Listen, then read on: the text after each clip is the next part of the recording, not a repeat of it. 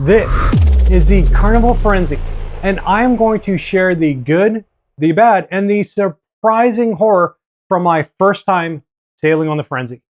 I am going to review the ship as a whole and then give you my recommendation if you should try her out.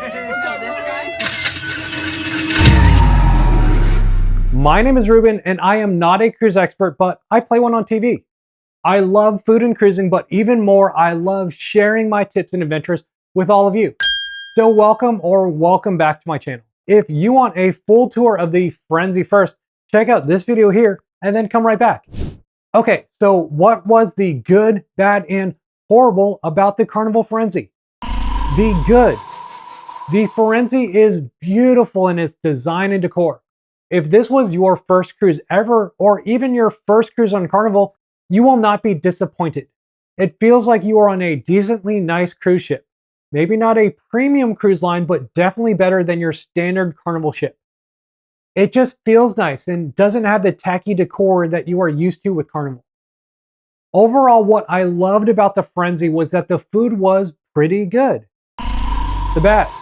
With that said, if you are a die-hard Carnival fan, you might actually hate it. Carnival cruisers seem to either love or hate the Firenze. Those fans who hate it don't like being on the Firenze because it just feels different. It doesn't feel like home like you do on other Carnival ships. It feels weird when you look up and you don't see that whale tail or the tacky Carnival styling that we are used to. The fast casual food had a lot of things where they were just shoehorned in to fit the Italian style theme and to fit the Costa decor, but really felt out of place, and it just wasn't the same. The horrible. What was shockingly horrible was this disaster that happened on my first sailing of the Firenze.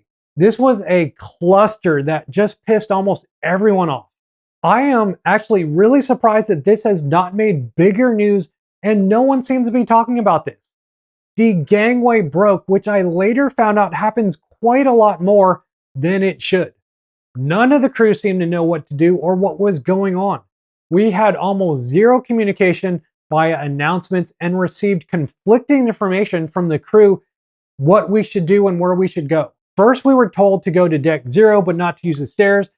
Then the crew wasn't sure if deck 0 was actually working or not, so people were in limbo, didn't know where to go because we got routed around so much. Some of us stayed on deck 3 and the line started to move, so we stayed. I got to 5 people away from disembarking, and then they had to close the line again. And we waited, and we waited, and we waited. Finally, we were told to go down to deck 0 like initially, but that we had to use the elevators and not the stairs. So almost 2.5 hours later, I got off the ship around 11. Some people had an 11 o'clock flight, and I'm pretty sure they missed it. There are some things that I love about the ship, even more than other Carnival ships, but there are other things that I miss when I just want to feel like it's Carnival.